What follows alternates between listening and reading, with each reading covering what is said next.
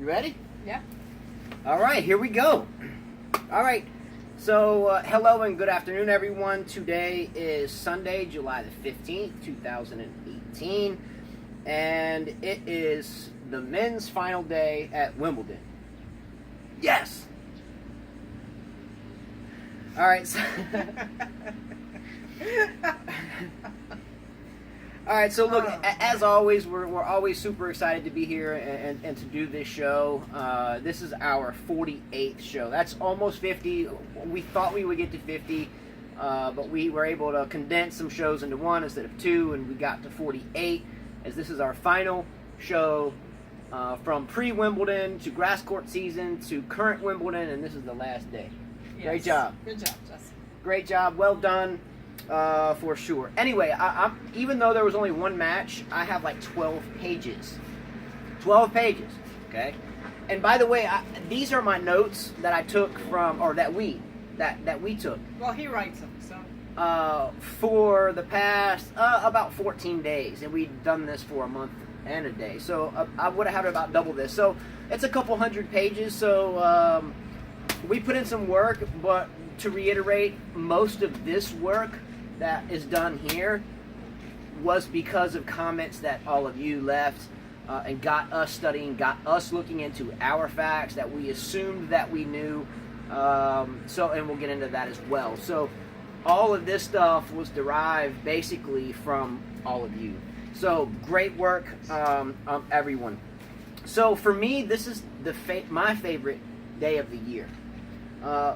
The Wimbledon final for me has always been, since I was a little boy, I was born into the game. My father played.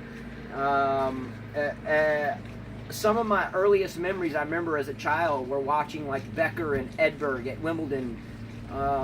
So my very earliest memories were watching Wimbledon finals with some of coaches that are no longer on this earth anymore. So a really important day for me. For Carla, I think her favorite day of the year is the finals of the U.S. Open. Yes, because I was born at Queens, New York, and I trained there. So yes, so that's my favorite. So she's a big U.S. Open fan. I've been there, but I must say, if I could choose to have gone to the U.S. Open or to Wimbledon, I much rather would have gone to Wimbledon. I've never been there. I would love to go to SW19 one day. Again, she's a huge U.S. Open fan, so I'm hoping that she will take us through the hard court season and she write all this stuff, and then her feed me in instead of vice versa. Okay. Maybe if you want me to. Hey, Sure. maybe so. Should we give her a shot? I don't know. I think she's ready. All right. So with that said, I want this to be a really great show. So I want to jump right into this. I don't want to rush through it because it's our last one. I feel like it needs to be thankful, just like the speeches that are made when someone wins a tennis tournament. I feel like we won this one. I think we succeeded.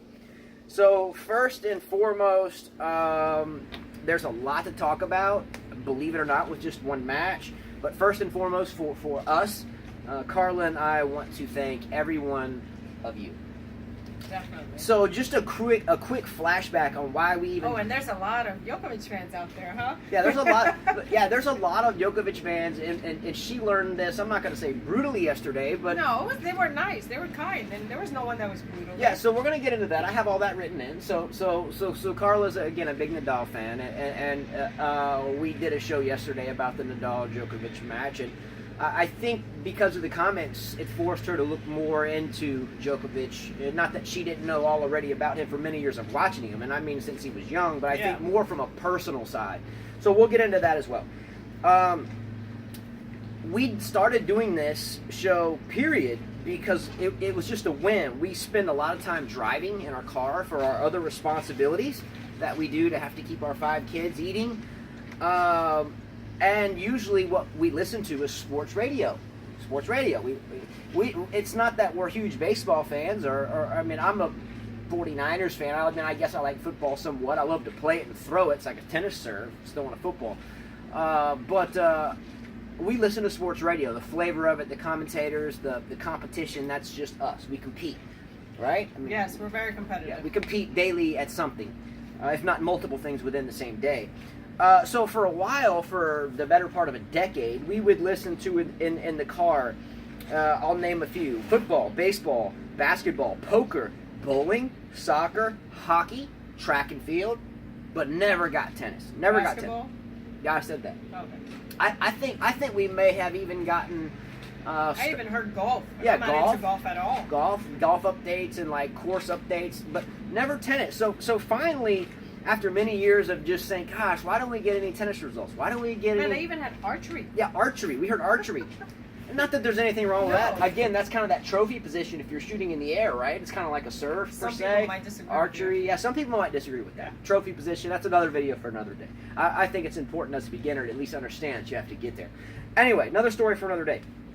So after a lot of years talking about this, it was one day on June the 13th. That was our first show. Carl and I had come back from a long day driving. We listened to enough of everything else, and we said, you know what? We're going to do it ourselves. So we're going to sit and talk about what we normally talk about as we cook or clean or handling the kids, and we're going to just film it. So we did that. If you look at the first video, we didn't have any notes. We didn't really even know what we were doing, and I still don't think we really know what we're doing, but we're just going with it. So we started on June the 13th, and it is July the 15th, so 1 month and 2 days with no notes, and now we have notes. So anyway, so that's kind of how... That's a good at least 2 pounds. Yeah, 3 that's pounds right there. I can lift that. Yeah, that's like a whole dollar store packet of notebook paper, and then some printing paper for the draws long ago. So anyway, so this again is a collection of our notes. That's about 2 weeks worth. So after the say 8 week or 2 weeks worth, so after the 4 weeks, it would be double. So I'm gonna I don't know if I should save that or like just burn it. I don't know. Anyway, I thought it was interesting. All right, so with this being our last show involving our run-up to Wimbledon, the grass court season, and current Wimbledon news, we have to thank our players box, right? The hypothetical players box, right? All right, so here we go with that. I'm going to check the clock because, again, the wind sometimes knocks the camera out. So I don't want to get deep and then lose it. All right, so 7 minutes in. So we got 33, so we're going to try to squeeze this in. So I think it would be fitting, given the great run that we've had since June the 13th, to give thanks to those that basically kept us going, and we've never really said this to them in the first place, right? Right. I think that's an honest thing to do, right? Yes. Because it really happened that way. Yes. You know what I mean? See, we got into a debate a little while ago, and I'll get to that in a minute ago, and she's still kind of hostile against me because of this stupid debate. No, I'm not. No, you are. I can see it. No, I'm not. Yeah, whatever. And we're going to get into that debate, too. And I wrote it in just walking upstairs because she got really feisty about that. She did. She was... All right, so anyway, enough about that. It was all fun and games as usual. So, first of all, we really didn't prepare to even do this on the first show. We just sat down and we just spoke, and it was kind of all over the place. Right. Yes. So it turned out fun. So after the first show, comments started coming in, and I don't know much about social media, and I don't do that very much at all. If per se, let's just share these videos, but comments started coming in, like almost immediately. Yes. So comments were coming in. So, hold on, train of thought. I'm still thinking about you being debatable, what we were just talking about. It threw my whole mind out there. We were going to thank all the viewers that made comments. Yeah, so we got comments, and almost immediately we got them. And that made us want to say, okay, let's start having discussions, right? That's why we do this. We would listen to sports radio and talk shows and people calling in, and we were thinking, well, why don't some call in about tennis? Oh, well, they can't because no one's talking about tennis scores. Anyway, so we said, you know what, we're going to do this. Number one, thank you to the players box. This is our hypothetical players box. Cool? Okay. Hypothetical players box. Number one, thanks to my dad, who introduced me into the game at the age of 2. I was born into it. My sister was already up and playing before I was born. That trained me since I was a boy, before I had other coaches. Furthermore than that, my earliest memories as a child weren't necessarily on the court, and they were, but some of the most fond memories I have are watching Wimbledon finals. I think the one that I recall most, I think it was Edberg Becker, something like that. Great. And some of the early vintage Sampler stuff was amazing. We used to load up garbage cans. I mean, garbage cans. They were so heavy, filled with tennis balls. We put them on skateboards, and they were so heavy we couldn't carry them, so we have to wheel them out to the court on skateboards. And we dump the trash can out on the, or not on the court, but set it on the court, and go get the other 2 or 3. I think we had like 10,000, 20,000 balls at one time, and then we had the ball mower to pick them all up, which I still have the ball mower. But before we got the ball mower, actually, we would just kick them into the corner and pick them up and throw them in the bucket. So anyway, much respect there, from California to Virginia Beach, back to California again, to Alabama, and then a lot of places in between. Much respect, because if it wasn't for him, I wouldn't have the energy to do all this in the first place, because I wouldn't know. All right. Secondly, Carla's dad. Carla's dad, Nathan, out there, shout out, who did the same thing, basically, but in a different geographical spot with Carla. Taught her the game, brought her into the game from New York, had her learn to be a young Spanish woman in Belize for a lot of years. I'm sure that was a difficult decision for him, but I think, obviously, it worked out all right. Let's go! She's freaking hot as...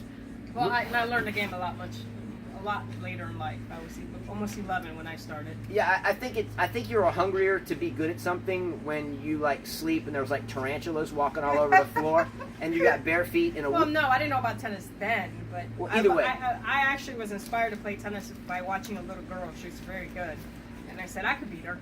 So that's why I started training. Yeah, and then furthermore, both my father, her father, anytime we're around, and it's quite often that we're always talking tennis, we're always projecting tennis, and this has been since we were very small. By the way, her brother, a big shout out to, because her brother is a much better player than both of us.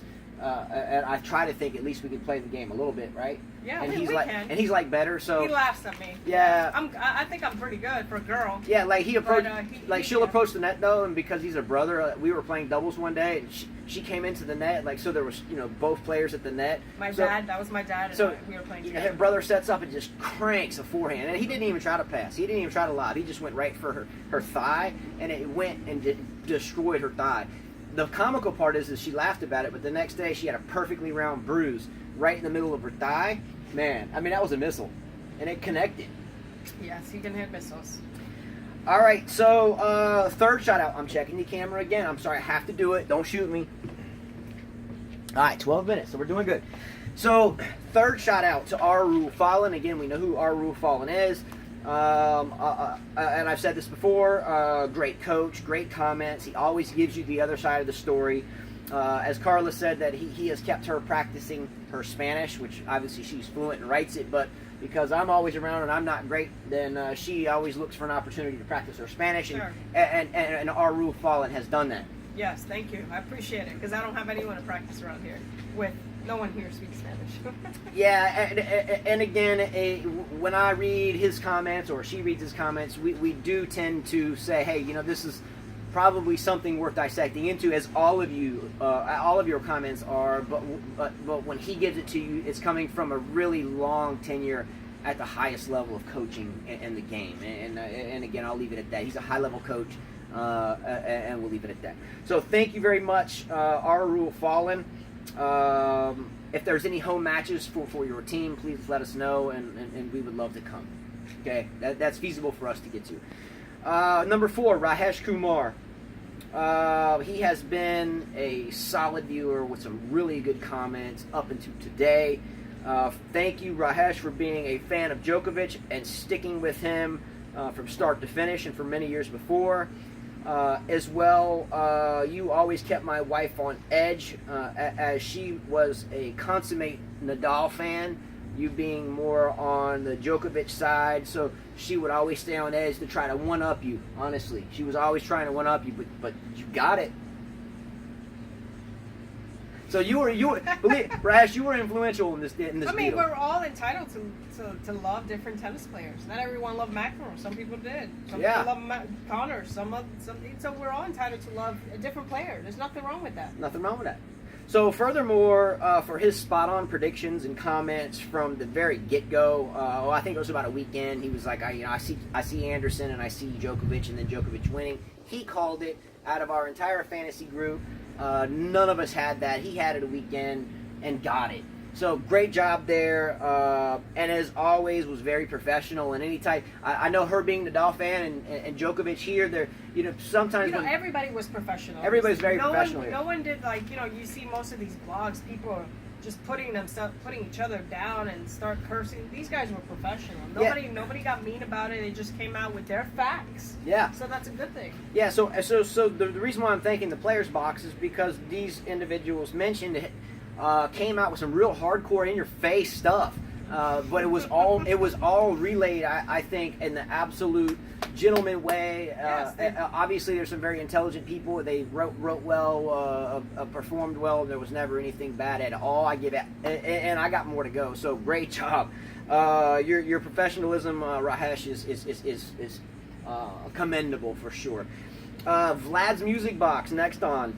Top-notch statistician Vlad. He's in Serbia, by the way. Good job. Congratulations on Djokovic winning his now 4th Wimbledon title. We got an argument, her and I, as we came upstairs just before starting about Djokovic, and based upon what I saw, what his projections were for the future, she didn't like it and got back on her Nadal horse. No, I wasn't getting on Nadal's horse. Okay, no, we'll get into that. No, it had nothing to do with Nadal. This has nothing to do with Nadal. All right, we'll get back into it. Yeah. All right, we're gonna get back into that. Okay, she got lively about that. All right, and furthermore, Vlad, a lot of your statistics and a lot of your research in terms of Kerber and Serena and everything else very early on was very, very, very helpful for us attaining the information to get to debate that. And I don't think there was ever a time in which you were wrong about anything. No, he wasn't. Wasn't. Spot on. Yes. Great job, Vlad. Really hardcore stuff. Knocked me in the face with a lot of those details I couldn't quite fish out that you fished out almost immediately. Great job. Furthermore, I'm going to bring up that someone that commented just yesterday or the day before for the first time, but it was big. I think it was big. His name was Secular Sage, and I say he, just based upon I saw the picture. It's definitely him. Okay, so this is for Secular Sage. A viewer that, towards the latter part of this tournament, let us, or enabled us to be aware of some facts about Djokovic.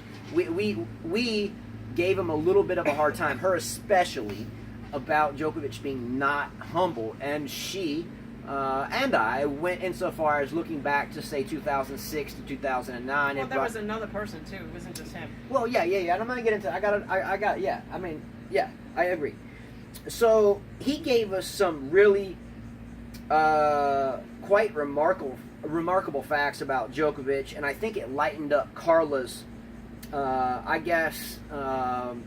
belief that maybe he's not that humble based upon where he was then, and I think she still has a little bit of that as a mindset. I think you still think he could use a little growing up in terms of humility. I think. I saw today was. So you liked it. I like what I saw today. Yes. All right. So it actually teared me up, and usually Djokovic doesn't do that. So. Yeah. What I basically was trying to say, and I got stumbled in thoughts there for a second. Sorry. That Djokovic today exemplified an absolute wonderful gentleman. He did. From start to finish. Yes. And I would agree with Carla that a long time ago he would be at the bottom of that type of list. He wouldn't have exemplified anything. No. So I agree with that today, and we're going to get into what Secular Sage mentioned about his ultimate humility here shortly. There was a fact that I think we should all appreciate. Yes. And we're going to get into that as well.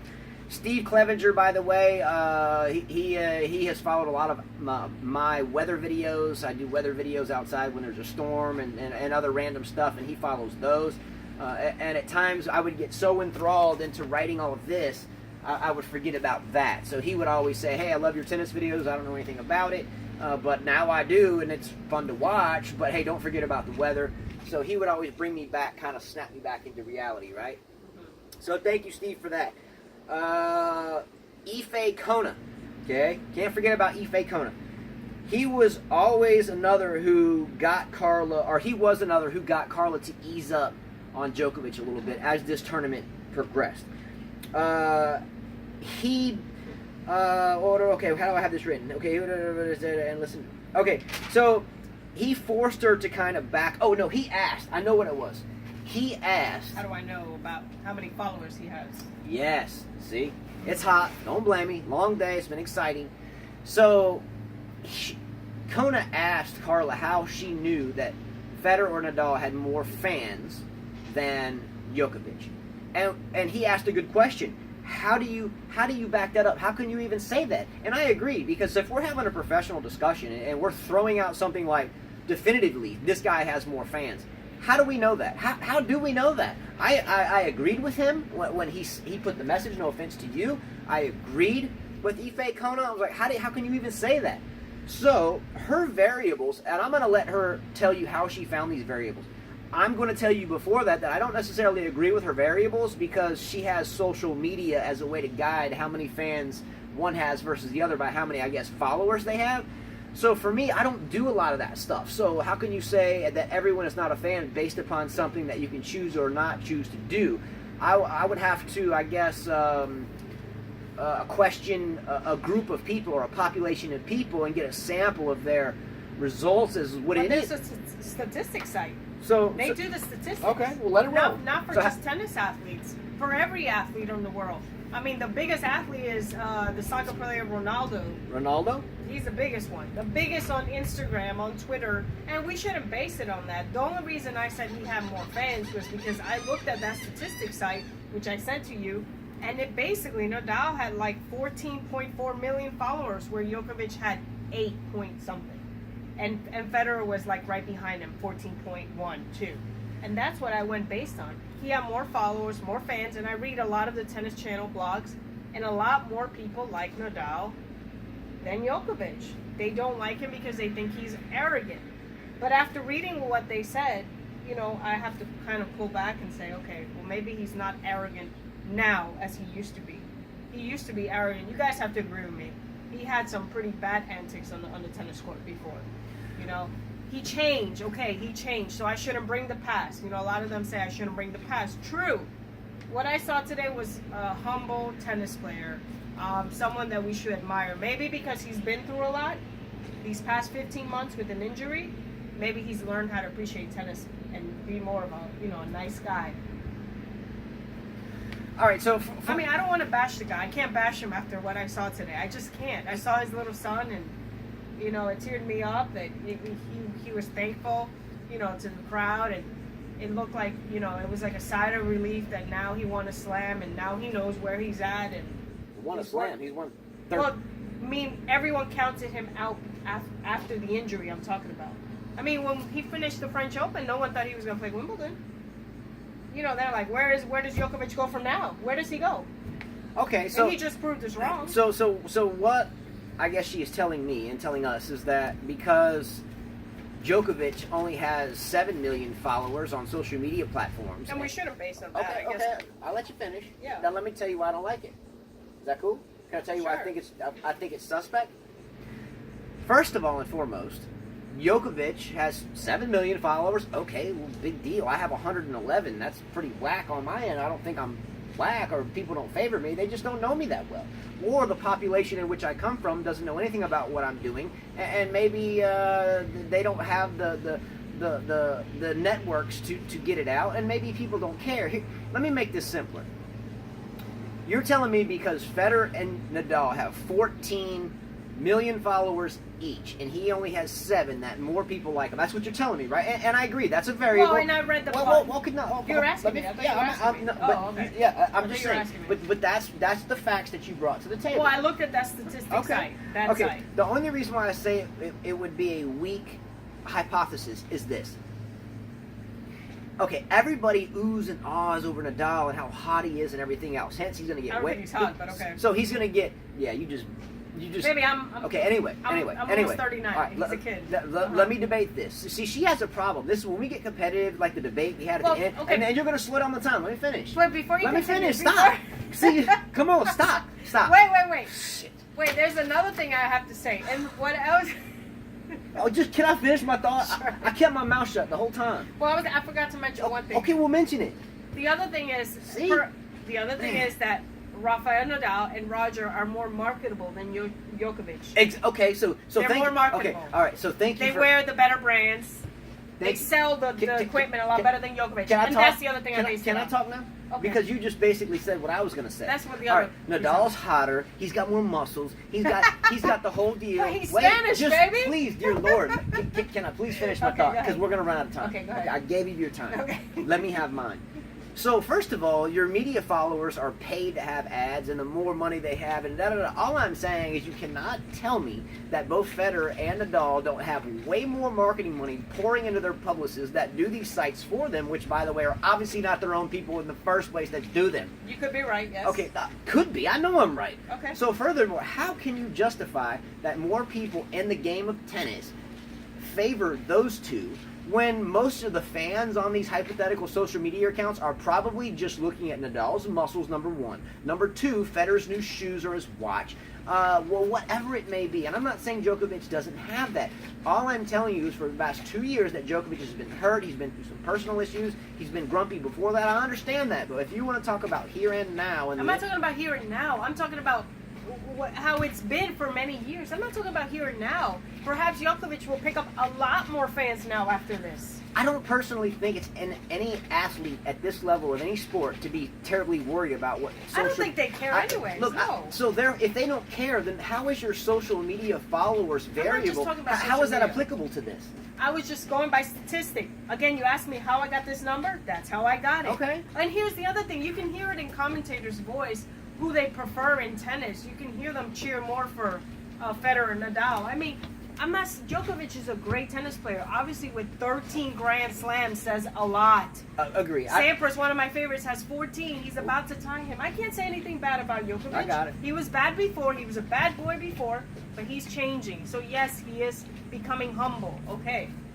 Simple as that. I don't dislike the guy. All right, so as you can see, it gets competitive sometimes, and I guess I was just thinking about trying to rush the end of this. It's our last show. This may go 2 parts. It may. And we're at 26 minutes, and we have 33, and I don't want to rush the end. You know what I'm saying? So we'll see how it goes. So I just don't care for social media. And I don't either. I understand. So I just don't care for that aspect of it. I get that. Yeah. But I think it's great research. I think you found a variable and you studied that variable and you did spend time on the variable. And I didn't. Again, we compete on this show to a degree, so I didn't want to tell you I didn't like your variable, make you change. I understand. But I think you did great. Look, I'll put it to you this way: why does Maria Sharapova make more money than the other tennis players when they've won more Grand Slams than her? Because she's more marketable. Yeah. That's simple. Enough said.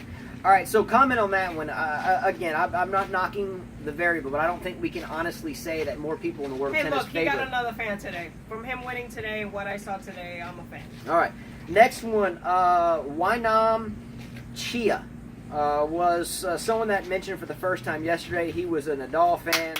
So she wanted me to mention this gentleman because out of this entire 2 weeks of her getting kind of brutalized by Djokovic fans because she's so big on Nadal, he came in and says, "Hey man, I'm with you." It's good to see a Nadal fan.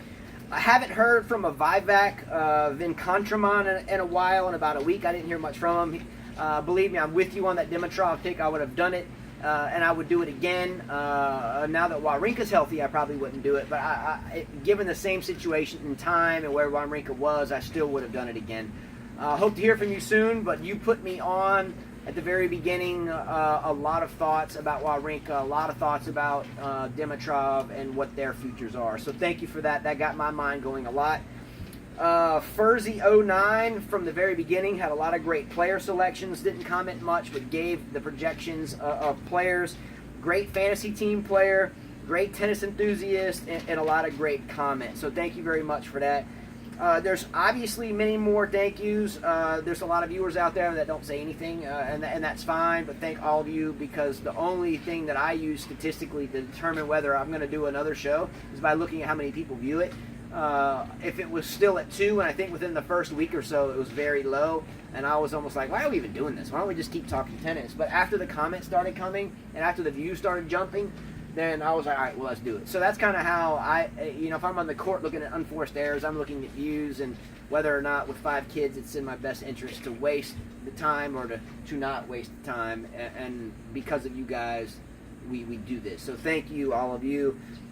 And let us know if you enjoyed the month and if we should keep going. And if you have any ideas, let us know as well. So anyway, we're going to push forward into the match, and then as well as a personal match update that involved our set today on the tennis court, which was an interesting match in of itself. And we're going to get to that. So I'm going to check time just to see where we are. So we're at 29 minutes. I mean, how much more do we have to say? We know that we won today. I'm not going to fit it in that quick, though. So I'm going to pause this here at 29 minutes. Okay? I'm going to pause it. And then I'm going to immediately go forward. Again, it's our last show. I want it to be good. So the last bit of it is just a discussion on the match quickly. And then some parting comments. And then some viewer points, especially Secular Sage's about Djokovic. And some money that he donated, 100% of a tournament check. So we're going to end this one here, and I will download part 2 directly after. I'm going to hit stop, and then I'm going to jump right into part 2. All right, so stay tuned. I'm coming right up. All right?